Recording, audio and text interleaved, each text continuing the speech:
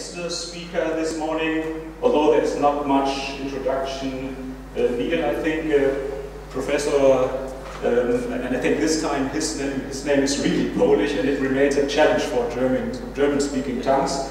Professor Zdzisław. This is why my name. So okay, it's to be challenged. Yeah, challenge the Germans, I can imagine. Yeah. Zdzisław Krasnodębski. He is a member of the European Parliament. He's a professor at the University of Bremen for sociology, and he used to be one of the vice presidents of the European Parliament even, and we're now looking forward to his presentation concerning imperial theories in the context of Polish-German relations during the 19th and the 20th century. Professor Krasnodębski, the stage is yours. Yes. Yeah, first of all, thank you very much for this invitation. Because for me it's a break from my other activity. My main activity in the European Parliament is my main activity in the European Parliament is energy, and today is something very dramatic, also apocalyptic, the questions of energy dependency. So maybe also this eschatological, theological moment will return to the Union, even if it was very secular. So I have no presentation today. I have some remarks to this very complicated story. I just would like to tell and also to discuss also with some points which we also raised during this our conversations, not only here but during dinners and so. Yeah. The first point is about empire today. So if we look at the Europe and we use the very broad concept of empire, so this very broad neutral, so West territory, the heterogeneity of the population, not really precise frontier, the difference between center and periphery, powerful, sometimes empires identify with superpower, power. So if we look at, but also with colonial empires, so that it is very strange in Europe that we have many former empires. Britain, France, Portugal, Russia, Germany, Austria, we heard about this. And we have an empire cities like Wien without empire. Yeah? So it's in a way, Europe is probably cemetery of empires. I was in Portugal last month. And, there's always in these countries there's a vivid memory of the glory, the past, also, some kind of the shame of the colonial past in the face of the cancel culture and so on. But still this imperial past shapes identity. So, and how is then, there's the question, how is done with Poland and Germany? How can we say, is the idea of empire has any impact of the Polish-German relation or not? Yeah, this is the question for you. And one evident answer is no. What can it be? German Federal Republic is nation state, at least at last, one among many, with not very large territory, strong economy, but it's nation state, one among others. So as we all know, according to Heinrich August Winkler, Germany's long journey towards the West was a journey from idea of Reich, of empire to nation state, and Winkler meant this journey is with happy end. Now Germany is a part of the West and became a nation state. Yeah. And this means giving up universalis expansis, desire to dominate the whole Europe, but also what David Engels was talking about, and I also think this some kind of political mysticism or political romanticism or some kind of sacralization politics. And the same can be said about Poland, a medium-sized state with a fairly homogeneous population. Now we have probably new cities and 2 million around as a suburb. So what remained in Poland from the glory of the past is a nostalgic journeys to the east, regional ambitions, key initiative, for instance, sense of connection with the nation that developed in the former territory of the Commonwealth. So you cannot understand actually also the reaction to the Ukrainian crisis without, first of all, the understanding, Polish understanding of the threat which is posed by Russia, but also about this feeling of the solidarity based on this common history, as of as Kiev or something like that. Many of the cities are not just abstract names, but they are connected also with family histories.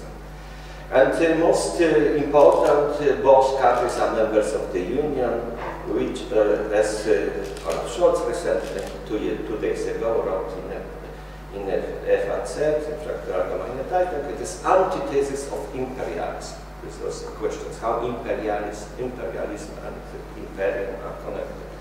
I quote Olaf Scholz.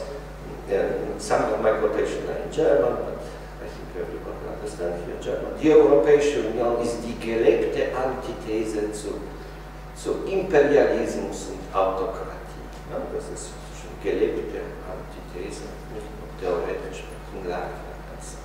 But there is sometimes suspicion, in both countries, concerning both countries, that this imperial past is still there.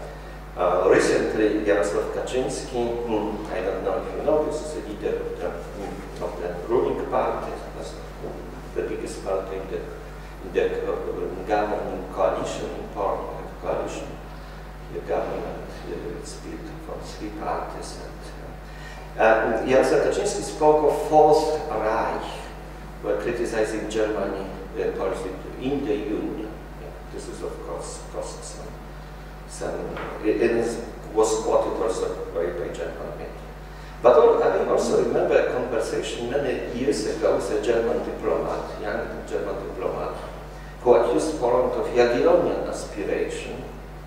And it was very funny because the issue was at this time if the television, special television broadcasting for Belarus. And there was a question of supporting this television by the EU, and the question was what the language we should, in which language. And he was very upset, at this time very young, quite young German diplomats, that it should not be Russian but Belarusian.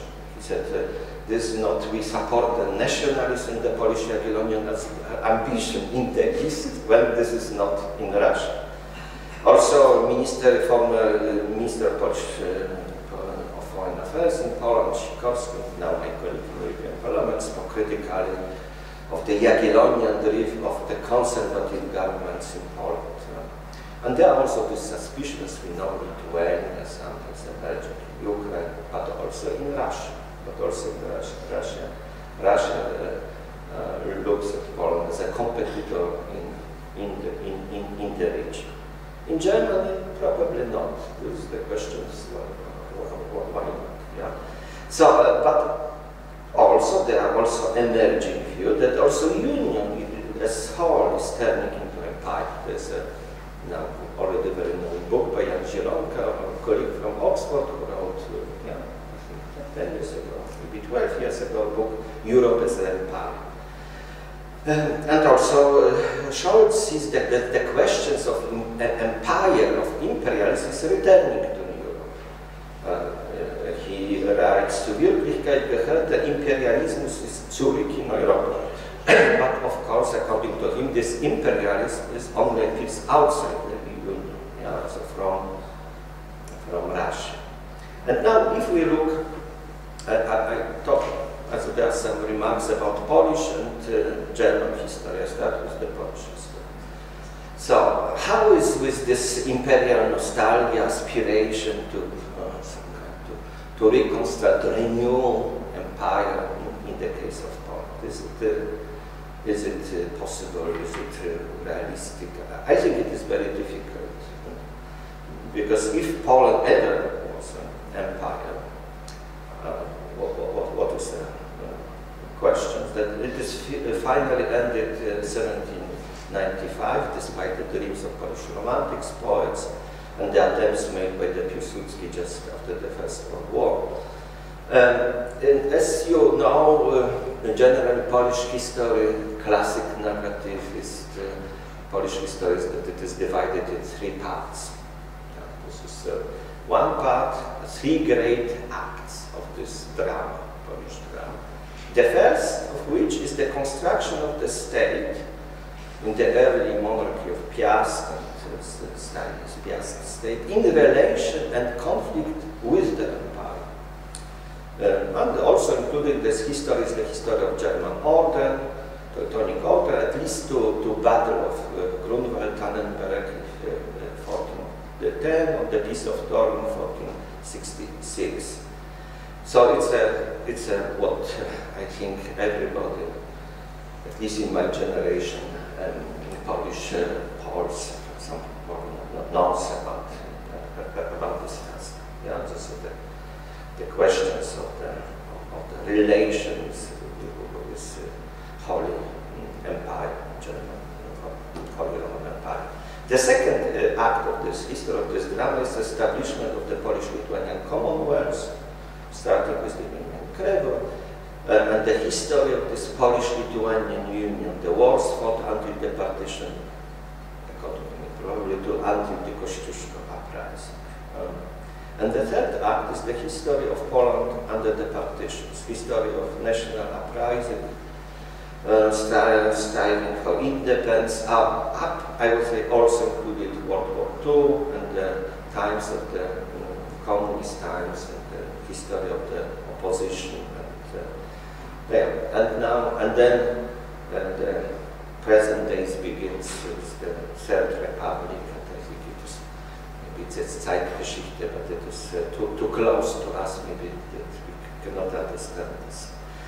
And only in the second period, the second act of the Polish drama, we can speak of Polish Empire and the art of the Polish power, of the history of the Polish-Lithuanian Commonwealth is told as a classic story of rise, decline, and fall.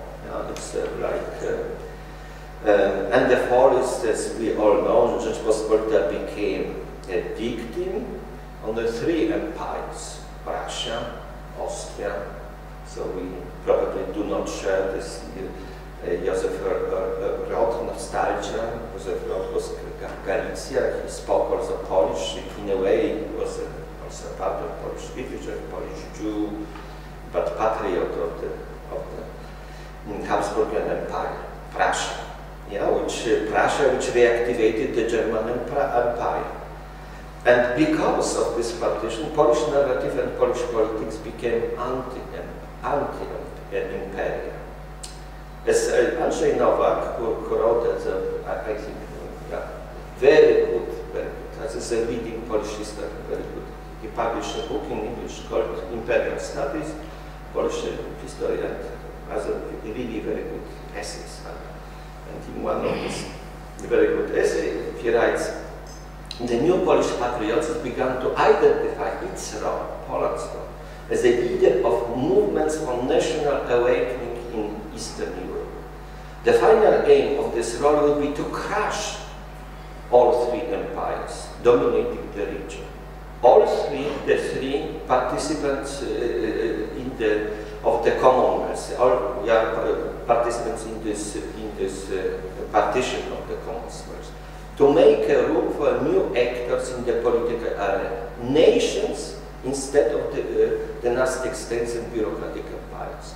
So if you read Polish romantics and so 19th century, this anti-imperial is very strong. But some words about the first period, fight against the Reich. And this fight is also very interesting because in the first period, it is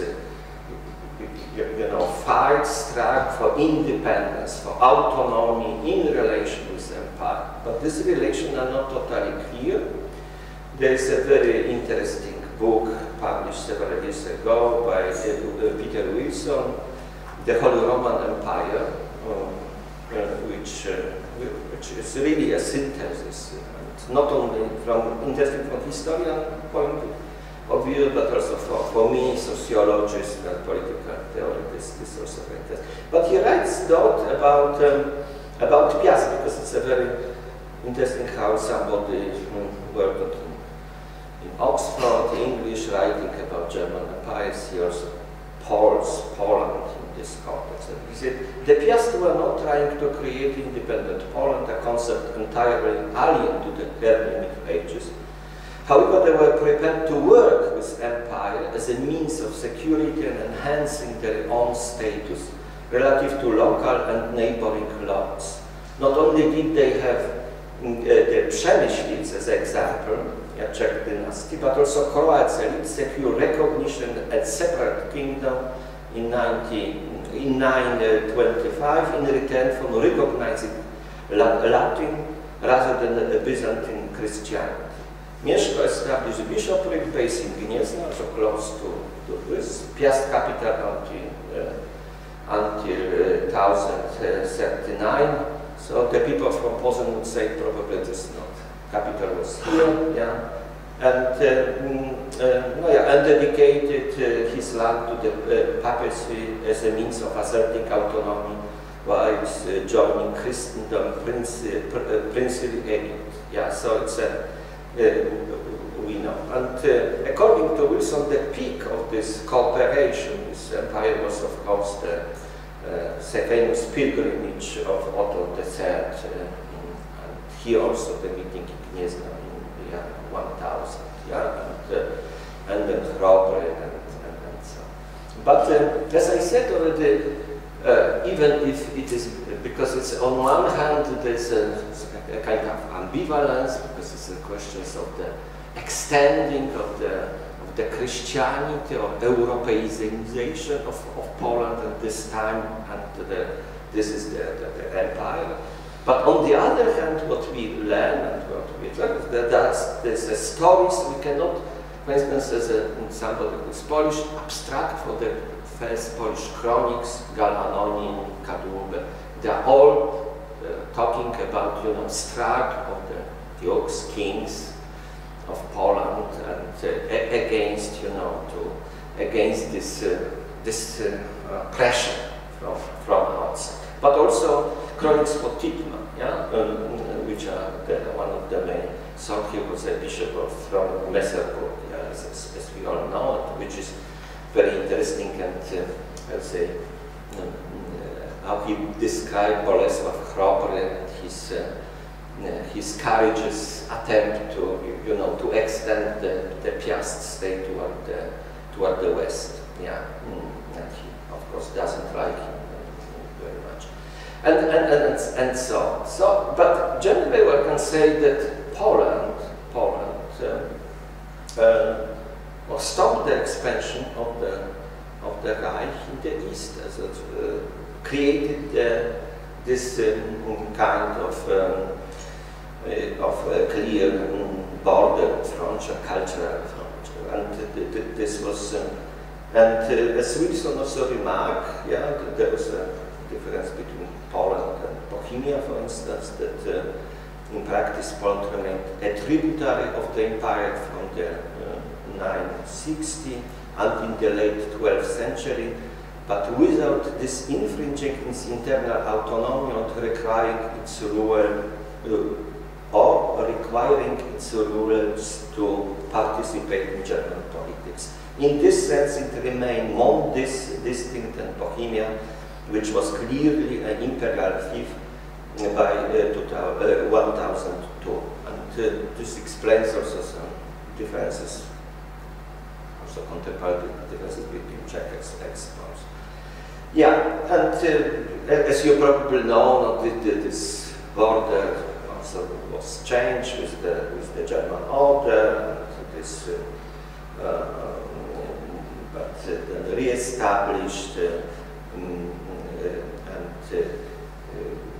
a general, the third partition would be the moving of the border. It's called this German, what German words, the German speaking, the phases in the East, in the history. After the third Polish partition, Warsaw was, for instance, also in this border of the Prussian. Ede Hoffmann was a Prussian, a famous writer, was a Prussian clerk in Warsaw a couple of years, and so on. And then let me leap to the third period. In the third period, leaving aside the brief intermediate period, Poland was conquered, occupied, and colonized in one or the other way. And as you probably know, there is an attempt to apply post-colonial studies to Poland to diagnose also the Polish collective consciousness as post-colonial, marked by colonial trauma. So this is, and I don't know, probably I have to, but there is a number of scholars who are inclined now to recognize Poland at this time, especially in the minds of Russia, because I leave out now the questions of Russia, because the empire was for Poland, especially Russia. They say empire was open because it was Imperium was Russia. But yeah, but this there are these colonial studies are now very developed. So for instance, one of American scholar-wise that Eastern Europe was defined as a non-European region, as existing somewhere outside, as dependent on the diffusion of Europe, as for example Africa. Only that Eastern Europe was closer to the source of the diffusion stream. This was also connected with modernization theory, civilization theory, and so on. Yeah? And this colonial discourse, as we know, Professor Hutchinson wrote about this, especially after it started vielleicht in the debate in Frankfurt, Pauluskirche, 1848, and Poland became more and more German discourse, the white East, which should be then cultivated as by Germans. And if we read Gustav von Freytag, called one of the Polish critics as an epic of hatred, then we find this kind of images. And the Germans were considered themselves in Poland as a creator of order and culture. There's a book published in the 40s. The title of the book is Gestalten und Ordner im Osten.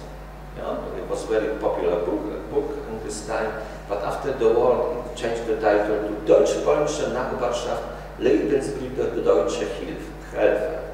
Yeah, so you can adapt the title to we know this, you know, with the totalitarian regime coming at the end, that some authors have to make revision of the books.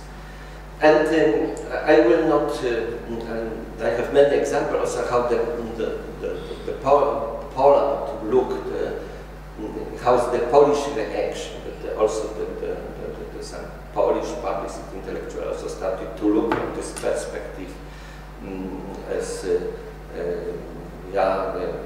there was also analogy to America, Indians, you know, and there's those who brought this civilization in this time, Prussian civilization. And of course, this leads to the national socialism, and with the program modernization through decolonization was probably the most effective attempt to more effectively apply this program. Himmler stated in Warsaw in the Brill Palace in March 1940, the Poles will have their backs broken once and for all, and so on. General Plan Ost, and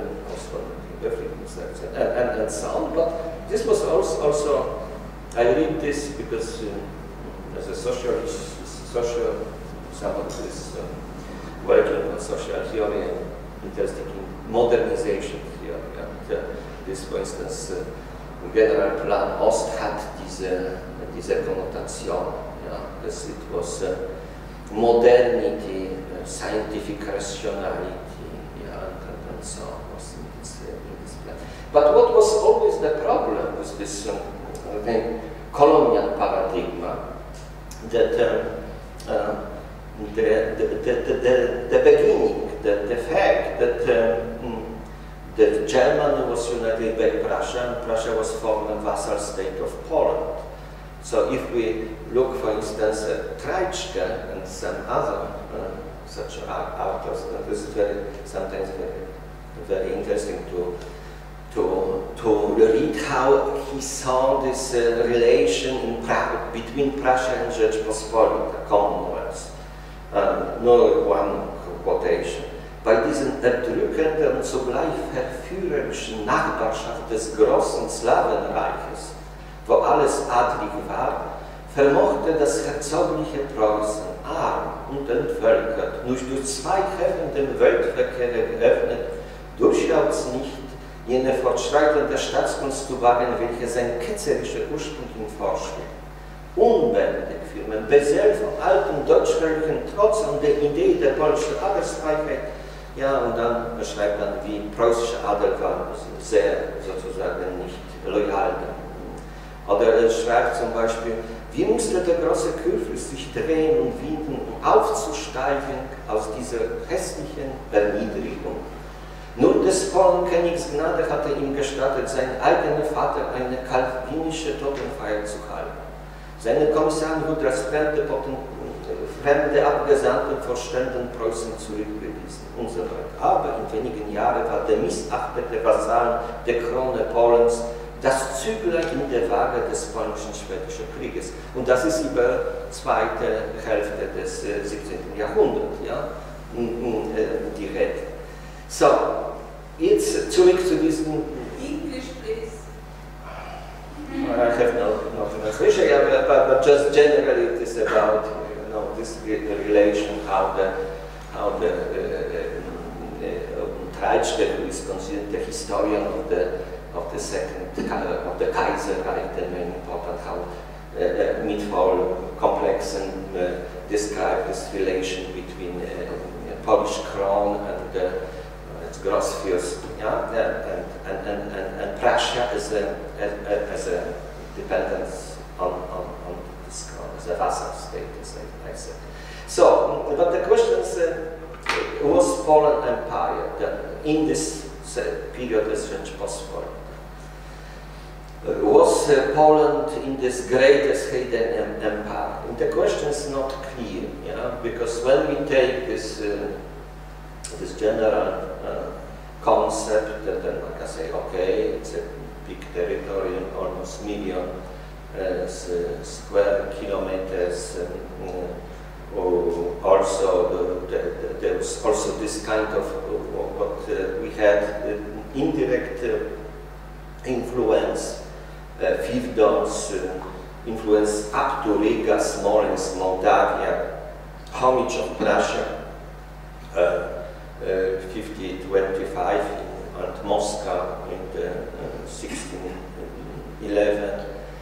Ethnically diverse population, sense of uniqueness, and so even scent. Yeah? Novak argues that there was a lack of some characteristic, especially the relation between center and periphery was not so visible. There was not systematic unwieldy flow of goods between center and peripheries, which is characterized. There was no centralizing practices. So probably, but the main problem is the questions of lack of aggressive politics on conquest. Yeah, so that American historian Charles Myers writes that empire in the classic sense is usually believed first to expand, to control by conquest, or coercion, and second, to control political loyalty of the territories it subjugates. That means that the subjects it may rule this subject it lands directly on mere instant compliant native leaders who will govern on its behalf. But it's not just an alliance system among equal partners. So it's when there's this equality between the partners, it's not empire, but this kind of ruling, and this ruling could be also directly in this sense, as in the colonial empire of France, opposite to Britain. But there is a lack of this element, yeah, and so especially this Commonwealth. But as I said, this Commonwealth also had its own political theology in this sense. Take, for instance, the Lviv force of Jan Kazimierz, the 1st April 1656. I quote, "Great Mother of God's humanity, Virgin, I, John Casimir, King, through the intercession of your Son, Kings of Kings, and my Lord, and yours, coming to your most sacred feats, do this confederation. I now proclaim thee my patroness and queen of my state. I commend myself the kingdom of Poland, Grand Duchy of Lithuania, Prussia, Mazovia, Samogitia, Inflans, and Chernihiv, the army of the both nations, the common people, to thy peculiar protection and defense." Yeah, so it's this special relation to the Holy Virgin and so on. And yeah, but there's in a way, I think that the main problem in this qualification Rzeczpospolita Commonwealth as empire is, first of all, that the state conceives itself as a republic with limited royal power, distinguish it from the Moscow despotism, but also from Western absolute monarchies. And the model was also Roman Republic, not Roman Empire. Yeah, so it was in a way anti-imperialistic republican empire, if somebody wanted. And so it's interesting that also in this 19th century, when this anti-imperial romantic literature was created, that also there was a reference to this Commonwealth. So that actually there was not in the name of nation state idea, but Commonwealth. So Novak writes, beaten in the field, the old republic should have its spiritual revenge over Russian and all other despotism. So if we look about some political ideas which are behind that, there was this referring to the Commonwealth, and then as a specific ideology was very characteristic. Yeah, and now how many time have? 10 minutes or something. We have them in a when we started with 15 minutes late at the beginning, so yeah, 5 minutes. Okay. So you give me a sign. I am too long. So now some words about German history. Yeah, and I think in German history, the question is if you can apply empire, because it's much clearer. Yeah, because the idea of Reich is much more related to German identity, German history, than this idea. I think it was never actually existing in the Polish political discourses. So, for instance, one of the, if I quote now Winkler, so the beginning of his book, it begins, Im Anfang war das Reich, that the beginning was empire. Was die deutsche Geschichte von der Geschichte der großen westeuropäischen Nation unterscheidet, hat hier seinen Ursprung. Das ist die Differenz zu der Western Nation. Im Mittelalter trennten sich die Wege. In England und Frankreich begannen sich damals Nationalstaaten auszuformen, während sich in Deutschland der moderne Staat auf einer niedriger Ebene der Territorialen entwickelt. So England and Frankreich are going in the direction of the national state, whereas in Deutschland, this is interesting because the German, also German ideas Hegel, and so they developed a state theory very peculiar. From this perspective, the Rzeczpospolita Commonwealth didn't exist at all. What is the, if you read Hegel, seine Philosophie of History, there's no place in it. Yeah? But this state was not, of course, not empire. This was Prussia. This was, yeah. And so, according to Winkler, this is peculiarity of the German history, the idea of Reich. Yeah? Another historiker writes, das alte Reich war zweifellos eine Grundtatsache der deutschen Geschichte. The fundamental fact of the German history is this, the old Reich, the old empire. And the same I can quote here also Helmut Plessner, yeah, and before, long before Winkler had the same thesis. And, but I wanted also to quote a national socialist historian, Heinrich von Spiek, Austrian, who wrote, he was a chair of the Austrian Academy of Science. Der deutsche Glaube an das Reich ist ein ewiger Glaube. Auch als die mittelalterliche Reichsübervölkerung des Abendlandes zerbrach und der augustinische Gottesstaatsgedanke verblasste, als das Reich sich mehr und mehr säkularisierte und der weiteren Osten und Westen und Süden sich von ihm lösten, da blieb dieses Reich eine Ideengewalt und eine tiefe Gemütsgewalt. So, also in this secularization, also besprochen by David Engels, yeah, where this, but this is still, you know, it's transformed itself bis zu research about how it was used in the 19th century, the complication, there were probably 3 versions of this.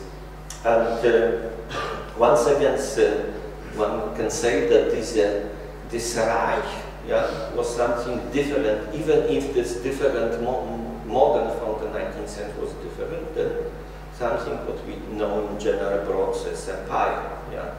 And Winkler also said, yeah, what is characteristic that it is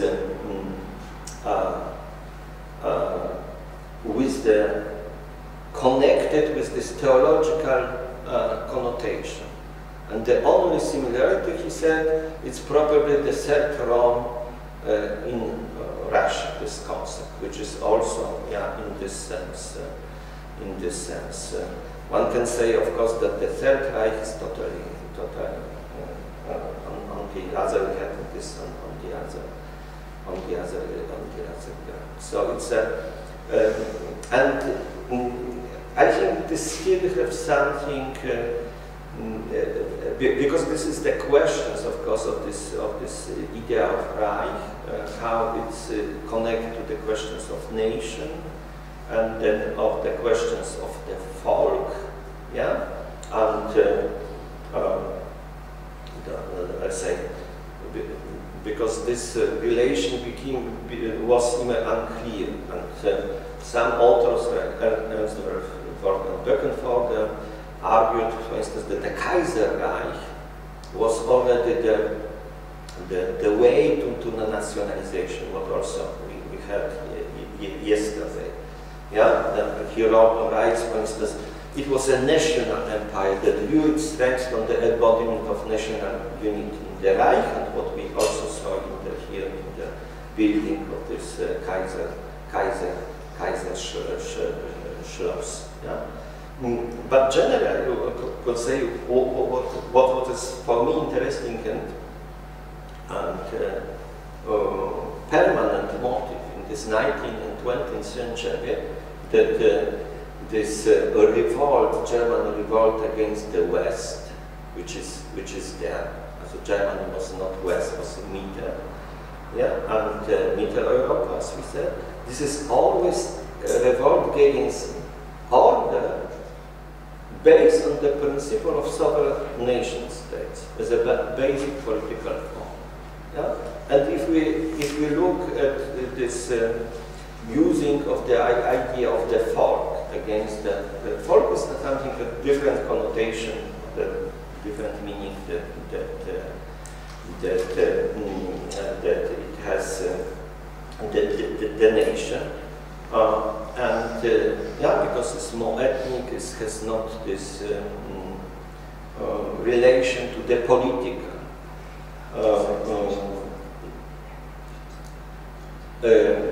I just wanted to mention, maybe it is not known to the people who are not so interested in the German history, that in the 19th century there was also expectation that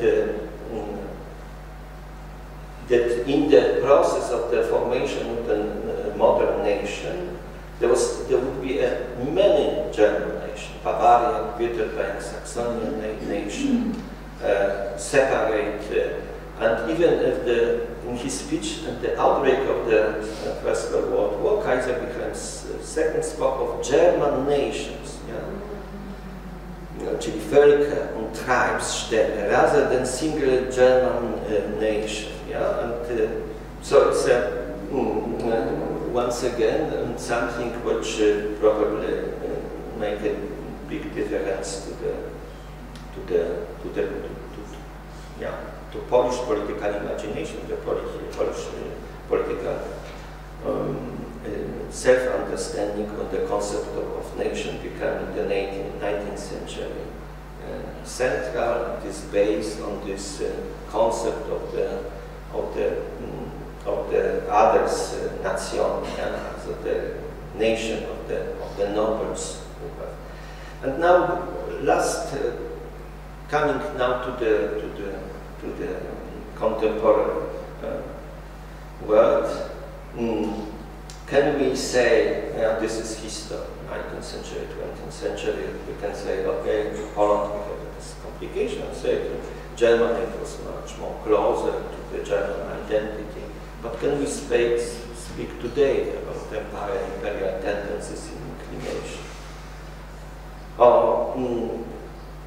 As we all know, the past influences politics. In the Polish case, I mentioned this is defining the leading role of the region, the idea of the treaty, but also this anti-imperial function against Russia.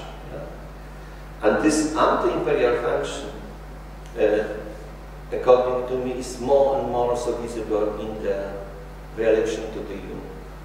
So if we talked yesterday a little about this rule of law, all this, so it is perceived here more and more as integration, as imposing.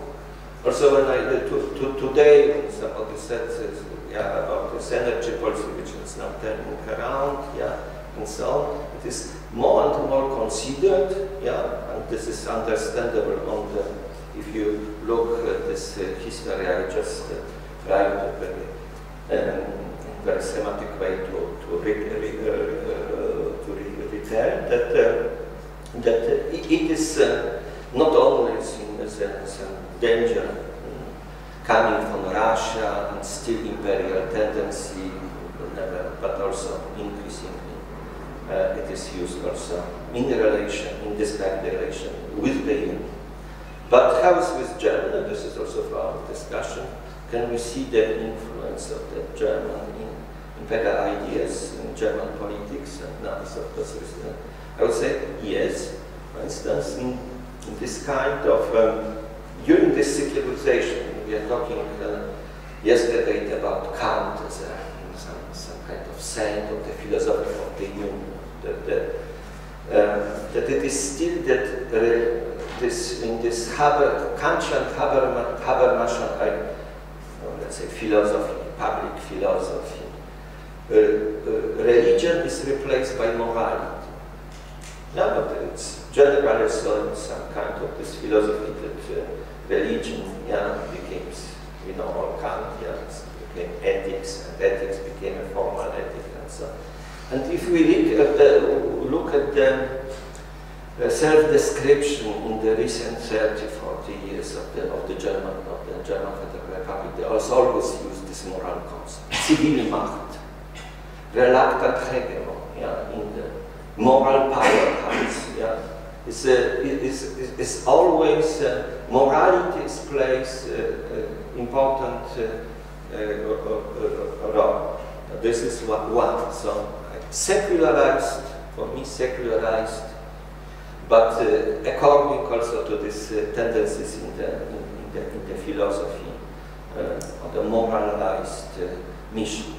So belief in own leadership, and this yeah, as a moral superpower. This Joseph Joffre published such a book.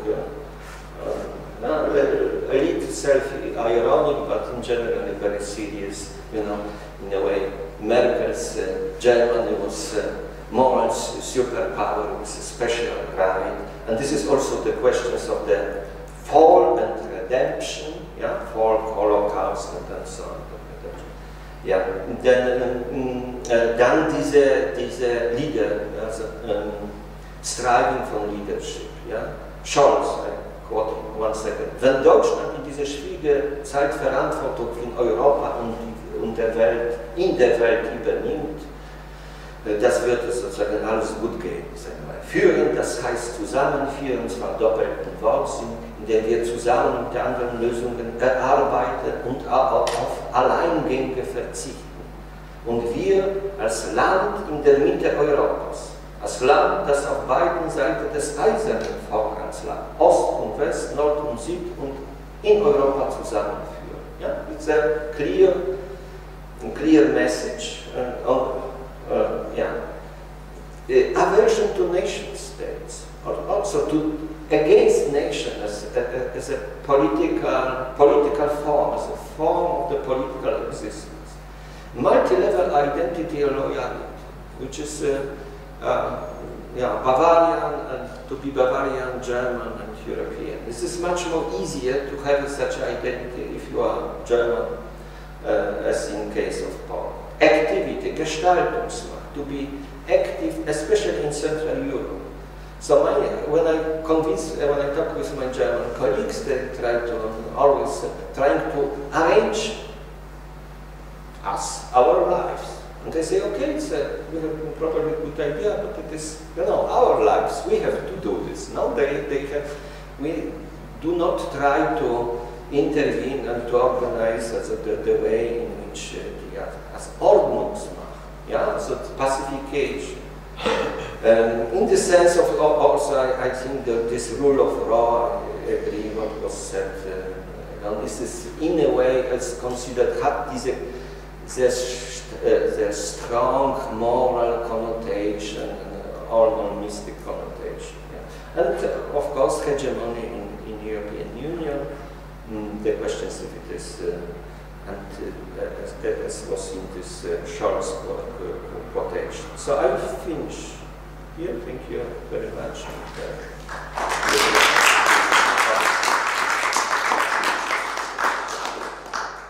Thank you.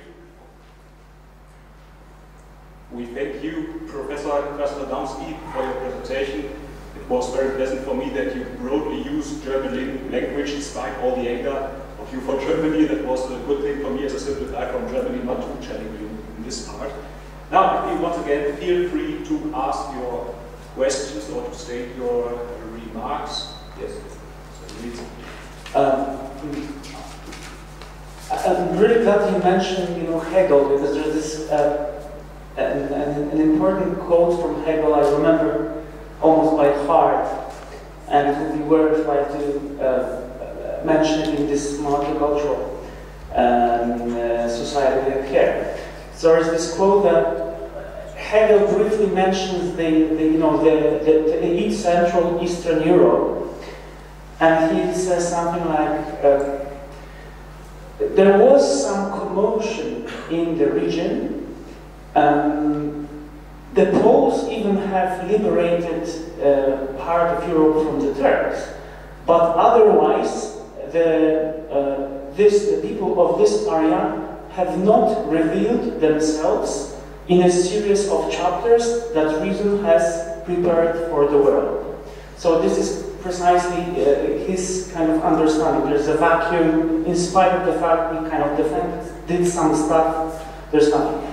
But in this kind of remaining this geographical area, I would like to ask you about the reservations that you mentioned among some of your colleagues from Western Europe about the very Jagiellonian idea, whether they just treat it as something which is, I don't know, potentially rival to the EU or whatever, because I did not understand that. And can you elaborate more on the issue with Bielsat and the language? Because this, I feel this is related to this, probably this Jagiellonian overtone. Yeah, this quotation from Hegel, this is from the philosophy of history, and of course it is, he shows his the progress of the spirit to absolute self-consciousness and returning to itself, and of course there is no, according to him, there is in this portrait there is no participation of the Slavonic nation, and he mentioned the only historical fact. This is a Vienna victory of Sobieski and so on. If we look at this time, politics at this time, for instance, Brendan Sims had published 10 years ago, I think, a book very good about the title is The Struggle in the Center, about the Holy Empire as a center of the geopolitics in Europe. That we know that Poland was not only a territory, but in the land of the end of the 17th century, an important player in this sense. Especially, of course, Sobieski was probably the last. And for me, it's as somebody who is who look at this. This always the questions: how can you teach, for instance, European history without actually acknowledge? You know, if you go to the sources, you have, yes, let's say, abstract about succession of Poland, politics of the Louis, Ludwig the 16th. You cannot ignore this actually. So why is it? Yeah. And I think that this was a colonial attempt. This was cancel culture from this time, first of all. And the other is that now one of the colleagues from the Aberdeen said to me that there is a growing interest in his historian who published to make a research about Commonwealth. There is a growing interest in the Commonwealth as a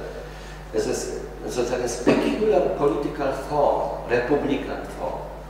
As you probably know, that Quentin Skinner, let's say 30 years ago, established in Cambridge this school and rediscovered republicanism as a political tradition. Yeah? But at this time, he didn't know about, there was a territorial republic, of course, mixed government also with king in Europe, yeah, with in the biggest extension with almost 1 million square kilometers, with very interesting political discourse, which is yet now reconstructed and so on. And everybody, for instance, if you look at the history and you are interested, university in Königsberg, so this was one of the first of the Protestant universities from Albrecht, the first established, but privilege received from Sigismund, the king of Poland. So you in the sources they are always there, but in the narration, there is and I think Hegel is in this sense was very, very typical. As Kant was professor at the Königsberger, his rector of this university was Polish-Lithuanian professor. So, but he never mentioned, this. I think it is the questions of the conflict and of also the late 19th century when the modern history emerged.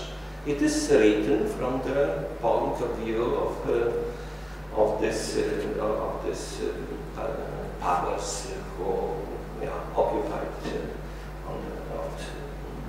make this division of the Commonwealth, and in the theory also, when one says in political sciences, there's always the question. We have a old political order with Holy Empire, with and then there's so-called Westphalian system. And the Westphalian system, that means that the nation state, and there's a nation state which, and then there is also connected with secularization. And if you apply this to the Polish case, this is not, this theory fits not to the text. And this is the second point. And the third, as I said, our absence actually in the 19th century, in the intellectual discourses, because we had something other to do, the same what probably now the Ukrainians to do now. So. Okay, thank you for your answer. Alta, yes, I just waited for your reaction, but you only have 5 minutes until coffee break, I think. Thank you very much. That was an extremely interesting presentation, and it's very difficult for someone whose home turf is the ancient world to engage with so many details on Polish and German history. I was wondering, and even if I concede that all of your historical reconstruction may be accurate, I was wondering, even if, in that case, how much of the thoughts of earlier German history might still be influencing the minds of the Germans, the people on the street, as much as the elites. On the one hand, as compared or as contrasted with the minds of the Poles thinking or conceiving of Germans acting and thinking. I think there is a very strong disconnect. However, there is something that I really have to concede you after reflecting on it. I was really struck by your construction of Polish national identity or Poles' relation to nationhood as something deeply anti-imperial, and I fully concede you that this is a different approach than you would normally find in Germany and in the Western world. I would say much more broadly, because nationalism is very closely linked to imperialistic ideas. And there I would ask you perhaps to reconsider your limitation of this concept to Germany, to the Reichsidee. Actually, that goes through world history. When we think of the Persian Empire, the Achaemenid Empire, the Persians were the national leaders in this empire. The Athenian Empire, a very strong national drive. The Roman Empire, though they had a very different national or citizenship concept. Roman citizenship became imperial citizenship, and so on, but also the British Empire, the French empires had very strong nationalistic components. And I know too little about Polish history to question your reconstruction there, but you were quoting some medieval sources about the well-nature of kingship. But this is formulaic language that you also find throughout world history. So, for example, Hellenistic kings claim to be the protectors of freedom and democracy. So if you only claim their own utterances, it's somewhat difficult. But I do not want to diminish your very important perspective. I have learned tremendously, and I will continue thinking about the disconnect of perceptions and also the historical roots of this different perception. And I would really enjoy a continuation of the dialogue much more than is possible here in the limited time frame. Thank you. Yeah, thank you for this interesting comments. So the first questions about how far we can talk about continuation is, of course, philosophical questions. You know, also concerning Polish history, my friend, one of the more distinguished Polish philosophers, Bishop Legutko, my also colleague from European Parliament, he always maintained, he wrote a very influential book, small book, but very influential about you know, Polish soul and so on. And it's quite pessimistic, I do not agree with him, but he maintained there's a discontinuation in the Polish history, because you know, how long we can say what we have in common with the Commonwealth, where there was 2 world wars here, yeah, and there was a communism and all these processes, and as I said, this is philosophical, metaphysical questions, because on the other hand, how can I ignore when I read the register of the electors, so the people who elected, let's say, Michał Korygut-Wiśniewiecki, I find the people with my name, and so there is living in the same territory of Poland, province of Poland, my grandfather. So it's in the sense it's a question. Is it break? I can only say that in the time of independence, there was also an interwar period, and now there's always the attempt to reconstruct and to reassess this past. Yeah, this is like as an individual. So it's a question. Yeah, is it only nostalgia, or is this? No, in a way, it's a present. And of course, this history, this is yet said. You commented there's some dark sides. Yeah, and so we quarrel about the past, especially the situation of the decline in the 18th century is not. But we have no other history. This is which constitutes our identity. So I cannot invade myself.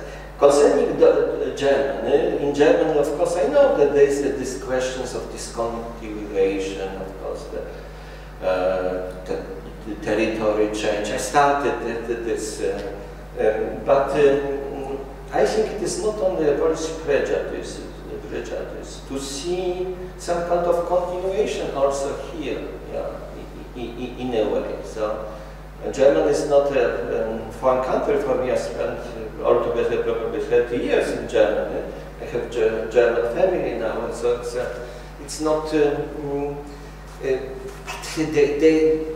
Yeah, we are, and for me, I must say, it's also this is what makes Europe so interesting. Yeah, that there are different. If we acknowledge this, yeah, so this kind of the phenomena in the sphere, like in culture, in music, or German idealism, and so on. Nobody, I agree. Maybe they do not read it. Maybe nobody knows what Fichte was, pravda? Or I don't know, Kant is only the name and so on. But in a way, and this is then a sociological questions, how the continuation is possible. It's probably not only that somebody, let's say, our grandmother is telling us the history and so on, but in different way, in the structures, in the association with some words.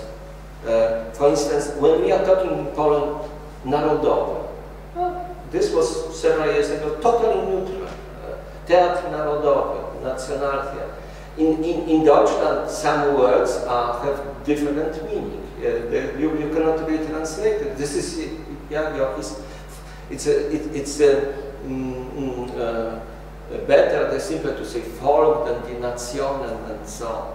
And I think, and this is in conclusion, that the problem of also of European politics today, I must say I'm considered proper European because I know this the differences. It's a question that the people do not really understand this peculiar histories and different political culture, different associations, some concept, different reaction of some and sometimes then they reproduce the pattern which they do not really know that they reproduce because they think, you know, as many German politicians, they broke with the politics, but in a way they in the moment was in which they say that there is this continuation, there is a continuation, a hidden continuation.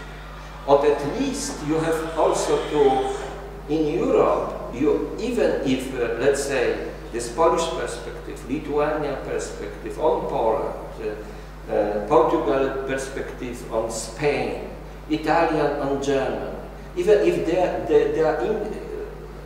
they are not totally adequate to the reality, as a politician, as a sociologist, I have to consider.